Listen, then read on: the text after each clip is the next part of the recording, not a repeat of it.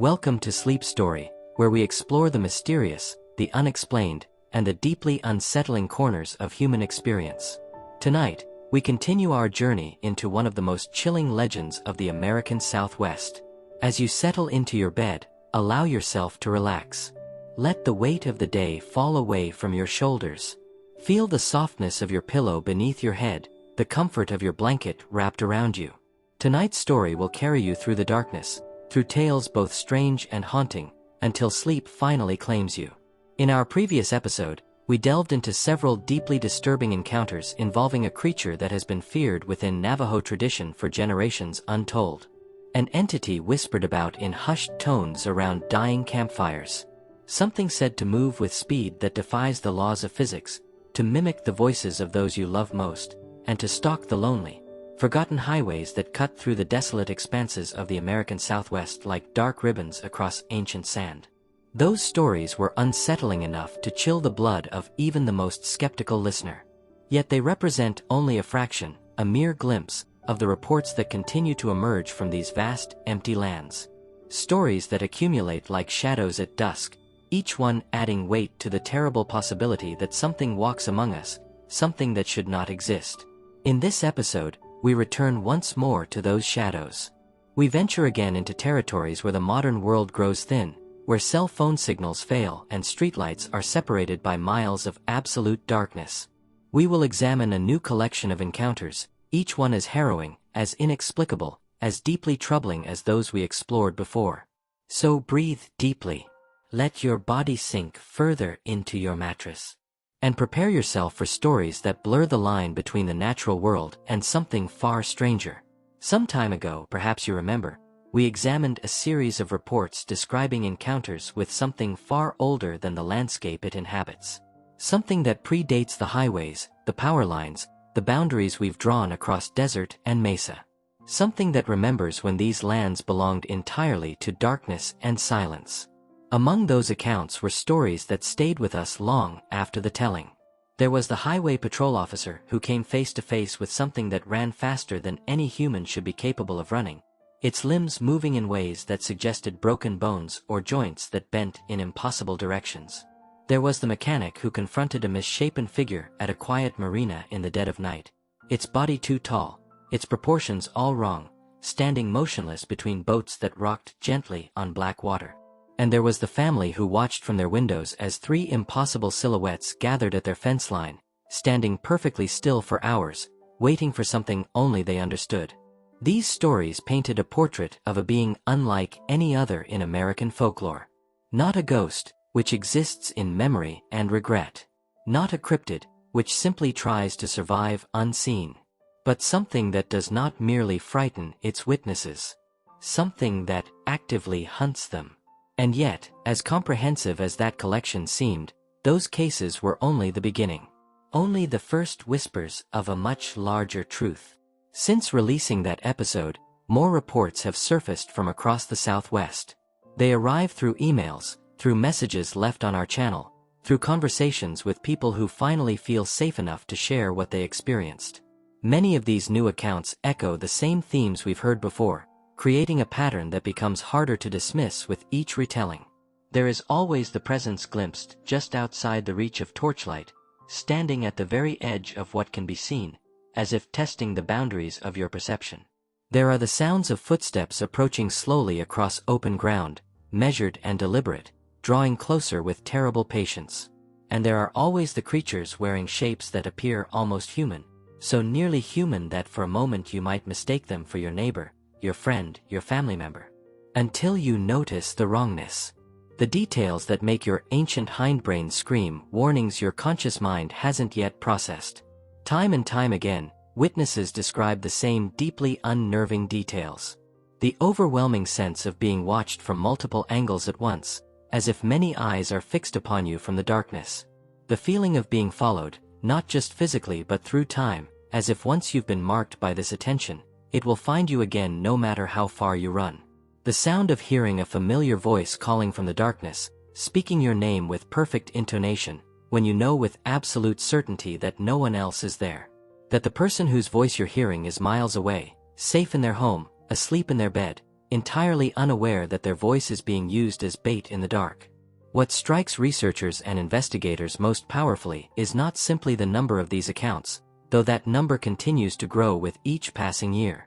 Rather, it is the consistency between them. The way independent witnesses, separated by vast distances, by cultural backgrounds, by decades of time, all describe the same grotesque details when pressed to explain what they encountered. These are not people who know each other. Many have never heard of the other's experiences. They are ranchers and teachers, highway workers and children, tribal police officers and suburban families who happen to take the wrong road at the wrong time. They are separated by geography that spans multiple states, by cultures that range from Navajo to Hispanic to Anglo, by circumstances that vary from the mundane to the bizarre. Yet when they finally break their silence and describe what they saw, what they heard, what they felt in their deepest bones, their recollections form the same grotesque outline. Like blind men describing an elephant, each provides a piece of a larger, more terrible picture. They speak of figures that move as though the biomechanics governing their bodies do not work as they should, as if gravity affects them differently, or as if the joints beneath their skin bend in additional directions.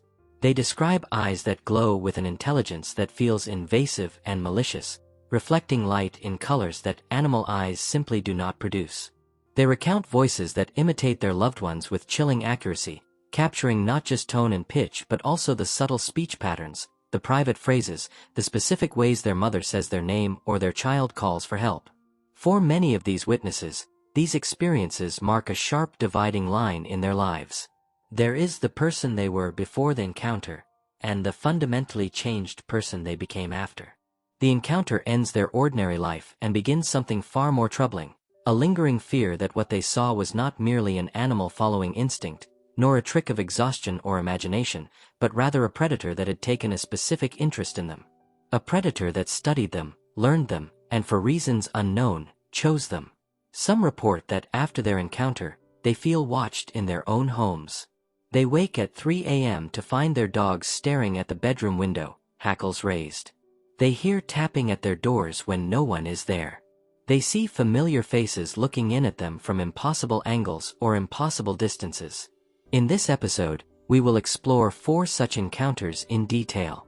Each one took place in a different setting, involving different people living different lives. A family in rural Utah, an elderly Navajo couple, a highway maintenance worker, a teenage girl searching for her lost sister. Yet despite their differences, these accounts share a disturbing cohesion. They all contain the unmistakable sense that something ancient, something cunning, and something deeply malevolent continues to stalk the darkened landscapes of the American Southwest. Something that understands human behavior well enough to exploit our deepest instincts, our love for family, our trust in familiar voices, our tendency to help those who call out for assistance. Whether these incidents represent encounters with a single species, some unknown animal that has evolved to hunt humans through psychological manipulation, or whether they represent something far stranger, something that exists in the spaces between our understanding of reality, remains unknown. The explanations range from the rational to the impossible, from misidentified animals to interdimensional beings, from mass delusion to something we have no framework to comprehend. But for those involved, for those who lived through these encounters and carry the memories like scars, the nature of the threat was unmistakably, terrifyingly real. In the winter of 2010, a family who has requested to remain anonymous, who we'll call the Hendersons, experienced a series of events at their rural Utah home that would haunt them for years to come. Events that would eventually force them to abandon a property they loved, leaving behind not just a house but a life they had built over decades. Their property stood several miles outside the nearest town, connected to civilization by a long gravel road that wound through hills covered in juniper and sage. The house itself was modest but comfortable, surrounded by land that bordered both dense woodland to the north and open fields to the south that stretched toward distant mountains. During the day, especially in summer, it was the kind of place that appeared on postcards, peaceful, scenic, touched by a beauty that felt almost spiritual. But that December, as snow began to accumulate and daylight hours shrank to brief intervals between long nights, the property took on a different character. The isolation that had once felt peaceful began to feel oppressive. The darkness beyond their windows seemed to press against the glass like something with weight and intention. That year, December arrived colder than usual in Utah. Temperatures dropped well below freezing, and snow came early and often, blanketing their land in white that glowed eerily under moonlight. The family found themselves staying inside more often than they typically would, drawn to the warmth of their fireplace and the comfort of electric lights that pushed back the encroaching dark. The first incident occurred on a Sunday evening, a little after 9 o'clock. The sky had been clear that day, and now stars blazed overhead with a particular intensity only visible far from city lights. Snow drifted quietly across the yard, blown into strange patterns by wind that seemed to come from all directions at once. The youngest child, a boy of 9 named Michael, stepped outside to fetch firewood from the covered stack near the tree line. This was one of his regular chores, something he'd done hundreds of times without incident. He brought the family dog with him as he always did, a golden retriever named Bailey who was usually eager to follow the boy everywhere, who bounded through snow and investigated every interesting scent with the enthusiasm typical of her breed. On this particular night, however, Bailey's behavior changed the moment Michael opened the door. The dog stood rigid on the porch, utterly still in a way that seemed unnatural for an animal normally in constant motion. Her body was tense, every muscle locked, and she stared fixedly toward the tree line where darkness gathered beneath the pines.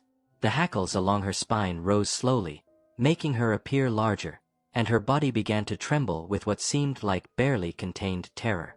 Michael called to her repeatedly, using the cheerful tone that always brought her running. He slapped his thigh, whistled, even walked back to where she stood and tugged gently at her collar. But no matter what he tried, the animal would not move from that spot. Her eyes remained locked on something in the darkness that Michael could not see. Her lips pulled back slightly from her teeth, not in aggression but in what looked unmistakably like fear. It was then that a bark rang out from the far corner of the property, from somewhere near the old barn they used for storage. The sound was clear and distinct in the cold night air, carrying easily across the snow-covered yard. It sounded exactly like Bailey's bark. The same tone, the same rhythm, the same slightly hoarse quality from when she'd barked too much at passing deer. As if Bailey herself was out there in the darkness near the barn, barking to get Michael's attention. Confused, Michael turned back toward the porch where his dog stood. Bailey was still there, still frozen in place, still staring toward the trees. She had not barked. Her mouth had not opened. Yet the sound had been unmistakable. Before Michael could process this impossibility, a second bark echoed from a completely different location. This time it came from the direction of the barn, but from the opposite corner, as if something had moved with impossible speed to a new position. Or as if there were two things, both using Bailey's voice. The boy's confusion turned rapidly to fear. Something primitive in his mind understood what his conscious thoughts could not yet articulate, that something was wrong, fundamentally and terribly wrong. He dropped the firewood he'd been carrying and called for his parents, his voice cracking with panic. His mother and father hurried to the door, drawn by the terror in their son's voice. They gathered him inside quickly, reassuring him with words that felt hollow even as they spoke them. His father suggested the sound must have been a coyote, as coyotes were common in the area and known for their varied vocalizations. His mother agreed, perhaps too quickly, wrapping Michael in a blanket and making him hot chocolate, trying to return things to normal. But the behavior of their own dog troubled them far more than they admitted to their son. Bailey remained on the porch for another 20 minutes, trembling and staring, before they could coax her back inside. And even then, she refused to settle. She spent the rest of the night moving from window to window, whining softly, listening to something they could not hear. The next night, Monday, the family were awakened shortly after midnight by a heavy thump against the side of the house. The sound was loud enough to shake the walls, as if something substantial had struck or been thrown against the siding. Michael's father grabbed a flashlight and, despite his wife's protests, went outside to investigate. He expected to find a fallen branch. The pines around the property were old and heavy with snow, but the yard surrounding the house was completely undisturbed. No broken limbs lay in the snow. No signs of impact marked the siding where the sound had originated. What he did find, however, made him stand very still in the cold night air, his breath forming clouds that dissipated slowly. There in the snow beside the wall, directly below the window of his son's bedroom, was a smooth, wide depression. It was roughly 6 feet long and perhaps 2 feet wide, as though something large had rested there for an extended period. The snow within the depression was compacted and melted slightly, suggesting body heat. The edges were clearly defined, deliberately formed. But there were no tracks leading to or from the depression. None at all. The snow surrounding it was pristine and undisturbed, showing only the father's own footprints approaching from the front door. Whatever had created that impression had either fallen from the sky, which was impossible, or had moved across the snow without leaving any trace of its passage, which was equally impossible.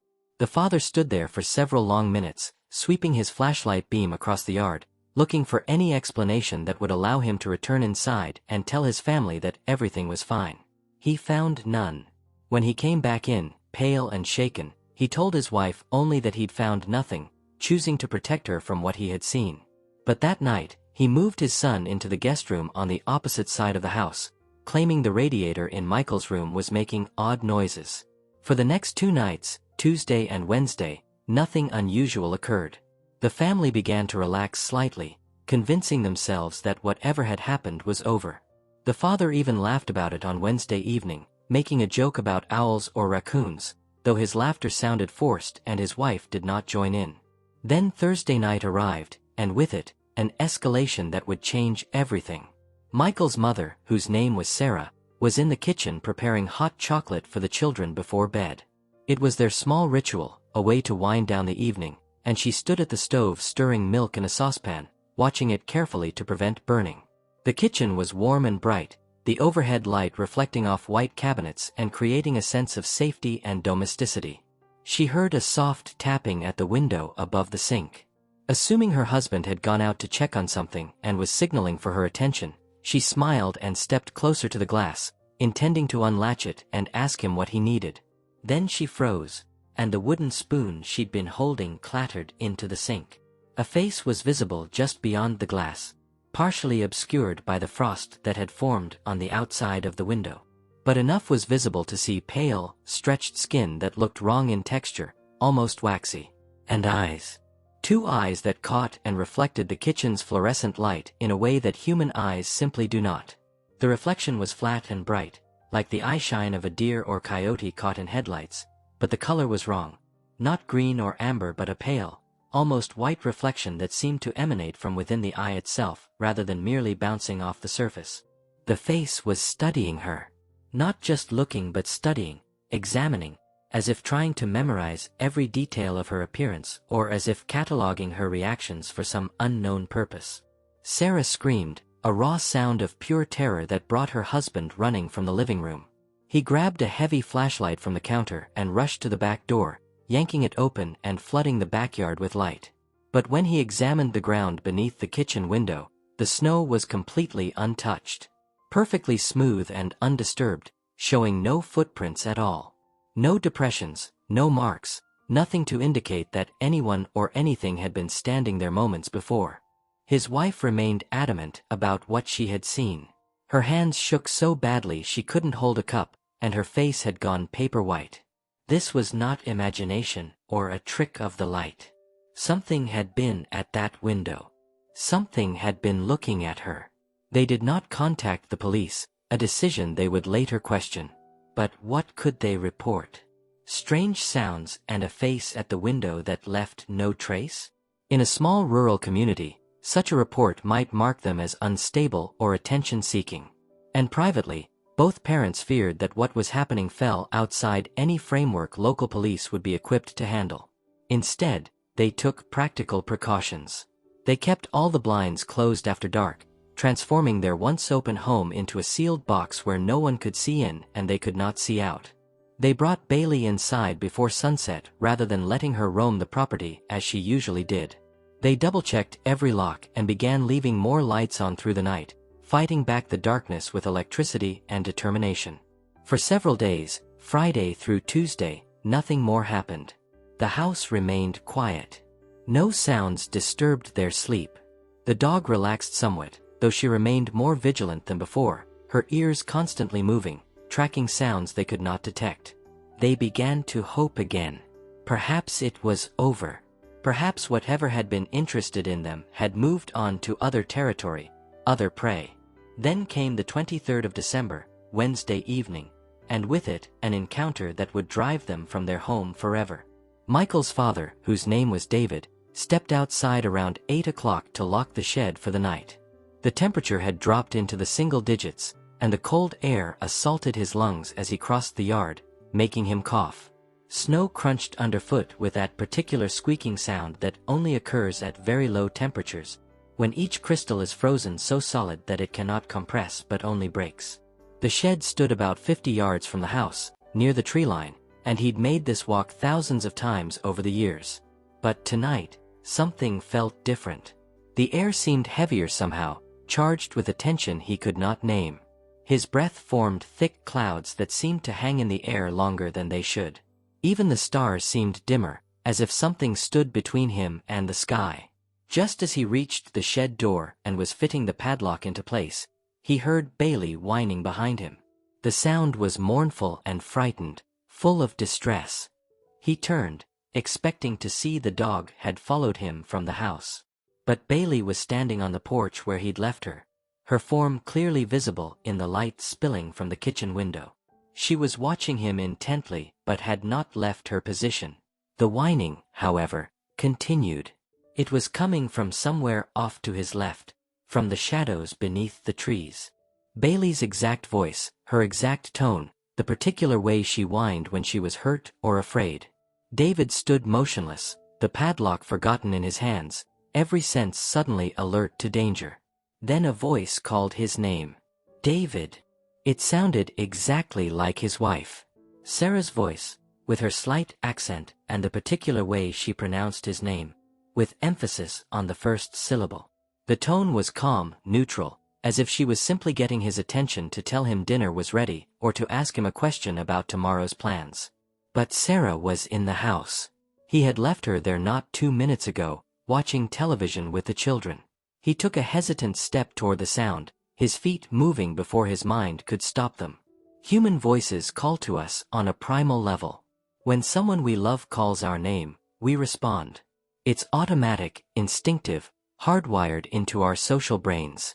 He took another step, then another, moving toward the tree line where darkness gathered like a physical substance. The voice repeated itself, closer now. David. But this time, something was different. The word was warped in a way he couldn't quite identify, almost as if it was being spoken through clenched teeth. Or as if whatever was speaking had a mouth that was the wrong shape, a throat that wasn't quite configured correctly to produce human speech. It was close enough now that he should be able to see who was calling. But there was no one there. Just darkness and trees and the suggestion of movement at the very edge of his perception. He stopped abruptly, suddenly aware that the snow around him was pristine. He could see his own footprints stretching back to the shed, then back further to the house. They were the only prints. No one besides himself had walked across this yard tonight. The snow was undisturbed, perfect, showing every detail of its wind-sculpted surface. Whatever was calling to him in his wife's voice had not approached by walking. As he backed toward the house, moving quickly now with his eyes fixed on the tree line, a tall figure emerged at the edge of the field.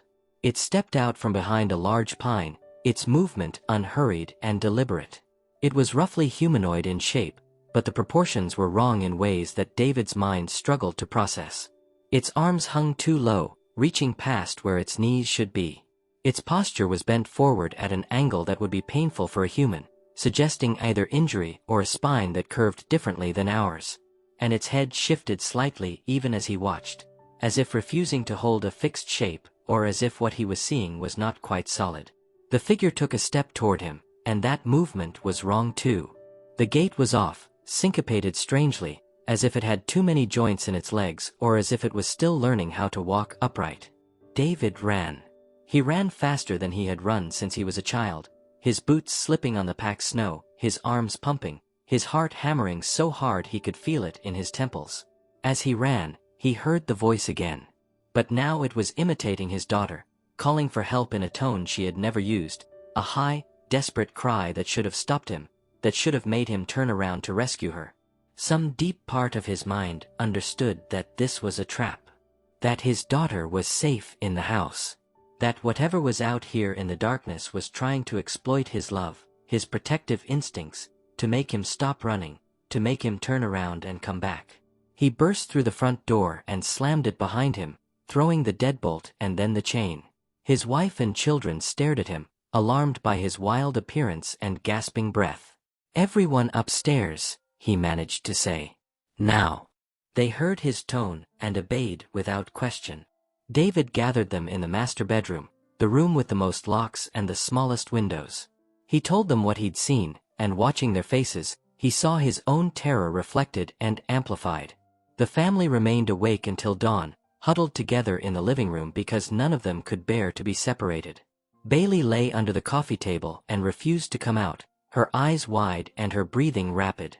And through those long hours of darkness, something scraped its fingernails across the siding of the house, traveling slowly from one end to the other and back again. The sound was methodical, patient, almost leisurely. It suggested something that had all the time in the world, something that was in no hurry. Whatever was out there was testing the walls, examining the structure, perhaps looking for a way in, or perhaps simply letting them know it was there. This went on for several hours, the scraping making slow circuits of the house while the family sat frozen in the living room, not daring to look out the windows. When morning finally arrived, the sound stopped. Daylight flooded across the snow, making everything look clean and ordinary again. The nightmare quality of the night seemed to dissipate with the darkness. But when David forced himself to go outside and examine the property, he found something that would ensure they never spent another night there. The only sign of their visitor was a single line of impressions leading across the yard toward the fields. They were not quite footprints, not in the conventional sense. They were shallow depressions in the snow, evenly spaced but spaced impossibly far apart. He measured them. Each impression was between 8 and 9 feet from the next. No human could walk with a stride that long without running. And these suggested a walking pace, a leisurely stroll across their property. The impressions led away from the house, across the open field, and eventually disappeared into a draw that led toward rougher country beyond their land. David stood there in the morning cold, staring at those tracks, understanding what they meant. Something had been on their property. Something had been at their windows, had imitated their voices, had scraped at their walls through the long night. Something that walked with a stride no human possessed. And it had chosen them specifically. It had known where they lived. It knew their names. The family moved the following spring, selling the property at a loss and relocating to a larger town where houses stood close together and streetlights burned all night. They never spoke publicly about why they left, giving vague reasons about jobs and schools. But among themselves, they understood. Whatever had come to them that December had not been a random occurrence. It had not been an animal wandering through on its way to somewhere else. It had come with a purpose. It had come for them. And the question that still haunted them, that woke David up in the middle of the night even years later, was simple and terrible. In 1998, retired Navajo Ranger Edward Nez was asked by a colleague to revisit a series of welfare checks he had been conducting for an elderly couple living near Mexican Water, Arizona. The colleague had picked up on something in Nez's reports, something unspoken that suggested the situation was more complex than routine elder care. The couple's daughter had contacted the rangers several times over the previous months, her concern growing with each call. Her parents, she explained, were experiencing something they refused to explain directly, especially over the phone. They would hint at problems, become agitated, then change the subject or claim everything was fine. It was only after repeated visits from Ranger Nez that he began to piece together what had been troubling them. The couple were Thomas and Evelyn Yazzie, lifelong residents of the area who had lived in their small house for nearly 40 years. Thomas was 73, a retired welder who still kept busy with small projects. Evelyn was 70, a traditional weaver whose rugs were prized at local markets. They kept a modest flock of sheep in a pen near a dry ravine that ran behind their house, and despite their age, they maintained a largely independent lifestyle. The first incident had occurred in late summer, during one of those periods when the desert night remains warm and people sleep with their windows open to catch whatever breeze might stir. Evelyn had been awakened one night by a sound so gentle she almost dismissed it. Someone knocking softly at the living room window. 3 taps, a pause, then 3 more taps. The rhythm was almost polite, patient, as if the person knocking didn't want to startle her but simply wished to gain her attention. Half asleep, she had risen and walked through the dark house to the living room. She pulled the curtain aside and looked out into the yard, where security lights cast pools of illumination between deep shadows. There was no one there. No person standing at the window. No vehicle in the driveway. Nothing but the empty yard, and beyond it, the dark mass of the ravine. She dismissed the sound as her imagination, perhaps a moth batting against the glass or the house settling in the cooling night air. She returned to bed and soon fell back asleep. A week later, the pattern repeated. This time she was awakened not by knocking but by her name being called softly from somewhere outside. Evelyn. Just once, clear and distinct, the voice carrying through the open bedroom window. She sat up in bed, listening. The voice had sounded like Thomas, with his particular accent and cadence. But Thomas was lying beside her, sleeping deeply, his breathing steady and undisturbed. She waited in the darkness for several minutes, but the voice did not repeat. Eventually, she convinced herself she had been dreaming and lay back down. But over the following weeks, the disturbances became more frequent. Sometimes she would hear her name called in Thomas's voice. Other times it resembled the voice of her sister, who lived 3 hours away in Chinley. The voice would come from different directions, sometimes from near the sheep pen, sometimes from the ravine, once from what seemed to be just outside the bedroom window. Evelyn dismissed these moments at first, her rational mind providing explanations. The wind could play tricks with sound. The acoustics of the ravine could carry and distort noises from far away. Perhaps someone was walking through the area at night and she was overhearing fragments of conversation. She was getting older, perhaps her hearing was simply becoming less reliable. But the rationalizations became harder to maintain as the incidents continued. One evening at dusk, when the light was failing but not yet gone, Evelyn glanced out the kitchen window while washing dishes and saw a tall figure standing several yards from the house. It was difficult to make out details in the fading light. Just a dark outline, humanoid in shape, facing toward the home. It stood in an area where there were no trees, no structures, nothing that could cast such a shadow or create such a silhouette. She watched it for several seconds, her hands stilled in the dishwater, waiting for it to move. It remained perfectly still, so motionless it might have been a post or a dead tree, except that she knew no such thing stood in that spot. When she finally looked away to call to Thomas, the figure was gone when she turned back. The space where it had stood was empty, showing only the scrub brush and red dirt typical of the area. She did not tell Thomas about this sighting immediately. She was afraid he would dismiss it, or worse, that he would confirm it, that he had seen similar things and had been keeping silent for the same reasons she had. It was around this time that Thomas began sleepwalking again, exhibiting behavior he had not shown since childhood. As a young boy, Thomas had been a regular sleepwalker, wandering through his family's home in the middle of the night, sometimes venturing outside before being discovered and guided back to bed. But the behavior had stopped by the time he was 12, and in the more than 60 years since, he had not experienced a single episode. Now, suddenly, the sleepwalking returned.